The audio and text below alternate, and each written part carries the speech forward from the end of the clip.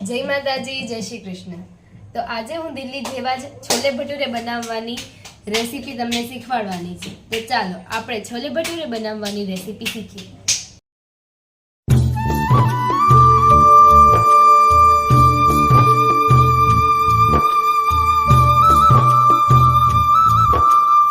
તો ચાલો આપણે પહેલા ભટુરાનો લોટ બાંધી લઈએ। મેં 500 ગ્રામ મેદો લઈ લીધો છે, એક વાટકો છાશ લઈ લીધી છે ને એક ચમચી મીઠું લઈ લીધું છે ને થોડુંક એવું ખાવાના સોરા લઈ લીધા છે અને પાણી આપણો લોટ બાંધવા માટે તેલ લઈ લઈશું। આ રીતના આપણે ખાડો કરી લેવાનો, સોરા લઈ લઈશું, મીઠું લઈ લઈશું,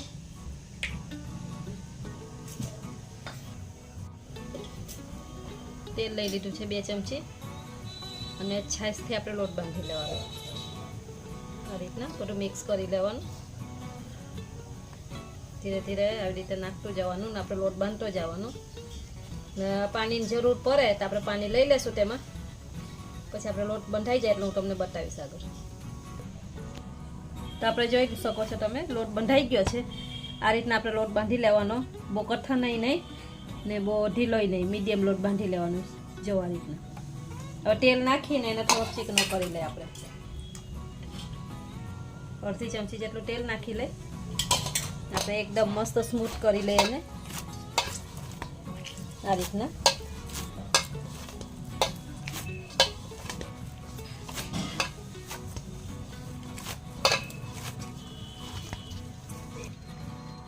તો આપણો લોટ બંધાઈને તૈયાર થઈ ગયો છે આ રીતના। જો હવે થાળી ઢાંકીને આપણે રાખી દઈએ, એને ખુલ્લો નથી રાખવાનો, આ રીતના કંઈ ગમે એ તમે વાસણ કા ડીશ કે ગમે એ ઢાંકી દેવાનું। તો હવે આપણે છોલે બનાવી લઈએ, છોલે શાક બનાવવાનું છે, એ આગળ તમને બતાવીશ તેની રેસીપી। ચાલો, તો છોલે માટે મેં ચણા બાફી લીધા છે, જે છોલે ચણાના ચણા આવે છે ને કાબુલી ચણા, એ 250 ગ્રામ પલાળી દીધા તમે પહેલાં, પછી એને બાફી લીધા છે। બાફવામાં તજ, લવિંગ અને તેજપત્તા અને એક એલચી નાખીને મેં બાફી લીધા છે। 3 ડુંગળી લઈ લીધી છે, આ રીતના મેં મિક્સરમાં પીસી લીધી છે। 4 ટમેટા લઈ લીધા છે નાના નંગ, એને પીસી લીધું છે। આદુ, લસણ અને મરચી, એક મરચી લીધી છે અને 10 થી 12 નંગ લસણ લઈ લીધું છે અને અડધોથી 1.5 ઇંચ જેટલો છે તો મેં આદુ લઈ લીધો છે, તે આ રીતના મેં પીસી લીધું છે। 2 ચમચી મેં છોલે ચણાનો મસાલો લઈ લીધો છે ને આ જે તીખી મરચી આવે છે તે મેં આ રીતના કાપી લીધી છે ને અડધો ટુકડો છે તે આદુનો આવી રીતે કાપી લીધો છે। તો ચાલો તેને બનાવવાનું ચાલુ કરીએ। આમાં મેં 2 મોટા ચમચા તેલ લઈ લીધું છે ગરમ થવા, ત્યાં આદુ મરચાંની જે પેસ્ટ કરી છે એ લઈ લેશું, તેમાં થોડીક વાર એને સતરાવા દેશું, સતરાઈ જાય પછી આપણે ડુંગળી લઈ લેશું।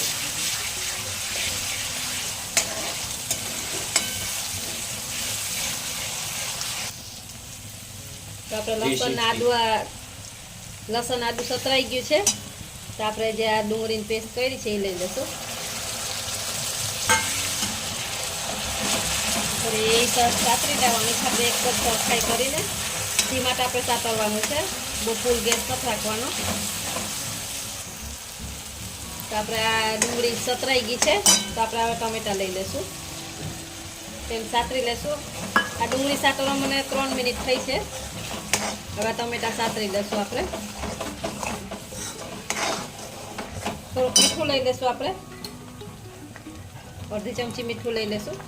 મીઠું આપણે બાફામાં લીધું છે એટલે અહીંયા થોડુંક ધ્યાન રાખશું મીઠું લેવામાં, તો સાતરી લઉં છું। તમે 5 થી 9 મિનિટ માટે સરસ શેકી લીધું છે, આને એકદમ સાતરી દીધું છે। તમે આને જેટલું સાતરશો ને એટલું તમારો છોલે સરસ બનશે। હવે આપણે એમાં મસાલા કરી લઈશું।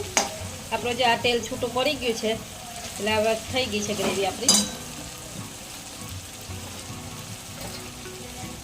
તેમાં 2 ચમચી મરચું નાખી લઈશું, લાલ મરચું પાવડર છે,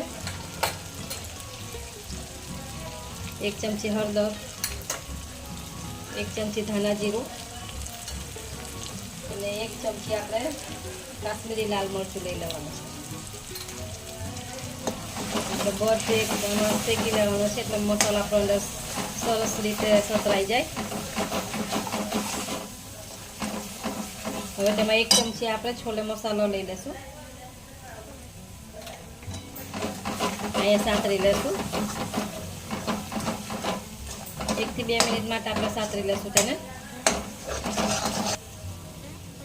આપણે મસાલા સાતરવા માટે આપણે થોડુંક પાણી લઈ લઈશું. 2 થી 3 ચમચી પાણી લઈ લીધું છે, જેથી કરીને આપણા મસાલા બળે નહીં.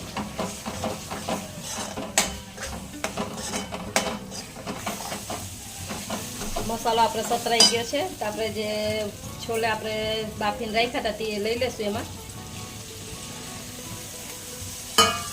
બધું એક સરસ મિક્સ કરી લઈશું. આપણે બધું સરસ મિક્સ થઈ ગયું છે, તો આપણે તેમાં પાણી લઈ લઈશું. 1 ગ્લાસ પાણી લઈ લીધું છે.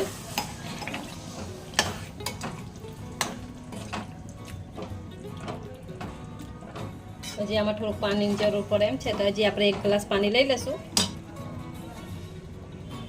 તો આપણે 2 ગ્લાસ આમાં પાણી લઈ લીધું છે. ઉપરથી આપણે 1 ચમચી મસાલો લઈ લઈશું, જે છોલે ચણાનો મસાલો લીધો છે એ બધું એક મિક્સ કરી દઈશું. એમાં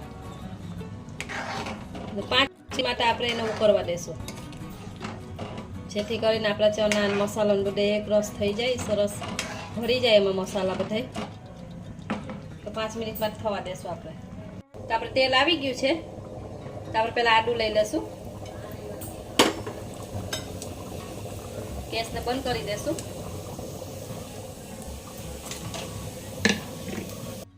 આપણે જે આ મરચી લીધી હતી એ લઈ લઈશું, અને બહુ નથી શેકાવા દેવાનું છે. આ રીતના ફરાઈ જાય એટલે બહુ તેલ ફૂલ ગરમ નથી થવા દેવાનું તમારે. આ રીતના આપણે કરી લેવાનું. તો તૈયાર છે આપણા છોલે. ઉપરથી આપણે જે આ મરચાં ઉપર તૈયાર છે એ ઉપર લઈશું આ રીતના. આડું લઈ લઈશું, ઉપરથી આડું નીચે લાઈટ દીધી. ગેસ આપણે બંધ કરી દઈશું, અને થોડું ટોપરું લઈ લઈશું. ધાણા લઈ લઈશું થોડા.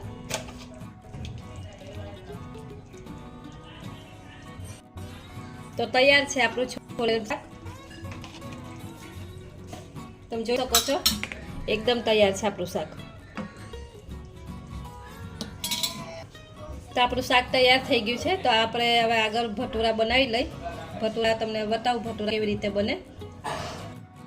તો આપણે અડધી કલાક થઈ ગઈ છે લોટ બાંધ્યાને. અડધો કલાક માટે આપણે રાખી દેવાનો લોટને. પછી આ રીતના આપણે ગુંદલા કરી લેવાના છે. પછી મોટું નાનું કરવું હોય એ રીતના તમારે ગુંદલા કરી લેવાના. આ રીતના અંદર દબાવતું જવાનું, આ રીતે કરી લેવાના. તો આ રીતના આપણે બધાય ગુંદલા વાળી લેશું.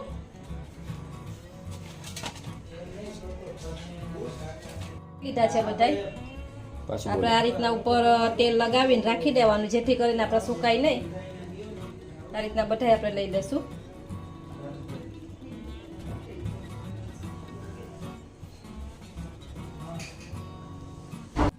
જો આ રીતના મેં બધાય તૈયાર કરી લીધા છે. હવે એના પર આપણે એક ગુંડલું લઈ લેવાનું અને બીજા ઢાંકી દેવાના, તો સુકાય નહીં. આપણે આ રીતના વણવાના છે. હાથેથી જ વણવાના છે. હાથેથી વણશું ને ઓલાઈ શીખવાડીશું તમને બતાવી.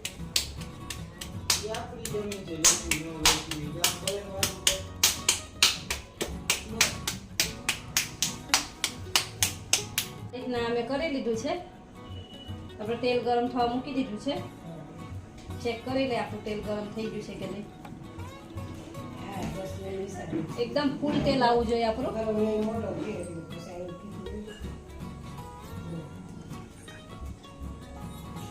લોટ એકદમ ઢીલો રાખવાનો, બહુ કઠણ નહીં. કઠણ લોટ નહીં બાંધવાનો આમાં, તો જ આ તમારા આ રીતના વનાશે. આપણે તેલ આવી ગયું છે.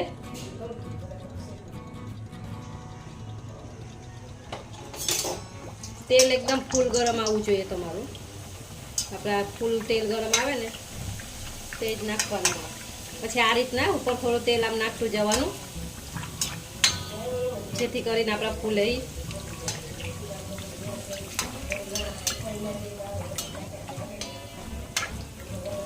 જો આ રીતના એકદમ આપણો ફૂલેલો થશે.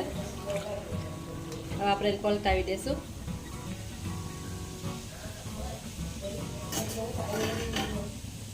તેલ ફૂલ લઈશે ને તો આપણું તો જ આ ફૂલશે, નકર ફૂલશે નહીં.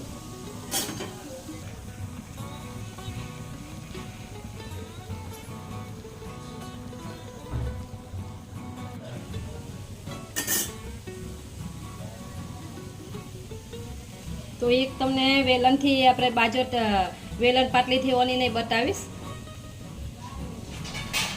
તો ચાલો એ રીતના તમને એક બનાવીને બતાવું.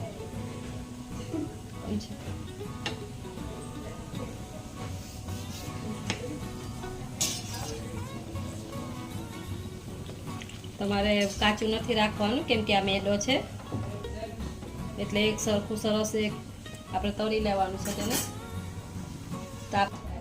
તમે જોઈ શકો છો આપણે તરાઈ ગયો છે ભટુરો.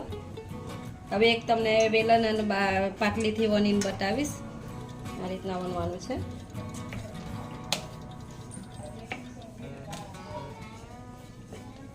તમારા ગોળ વણવા હોય તો ગોળય વણી શકો છો, પણ ભટુરા આપણે લાંબા જ હોય છે એટલે આ રીતના વણી લેવાના આપણે.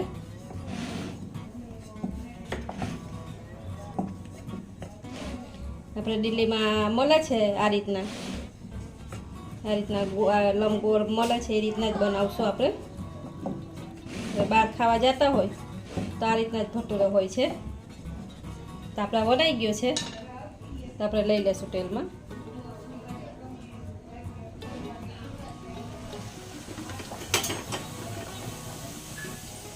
તેલ ઉપર નાખતું જવાનું આ રીતના. જોઈ શકો છો એકદમ સરસ ફૂલી ગયો છે. તો આપણે પલટાવી દઈએ.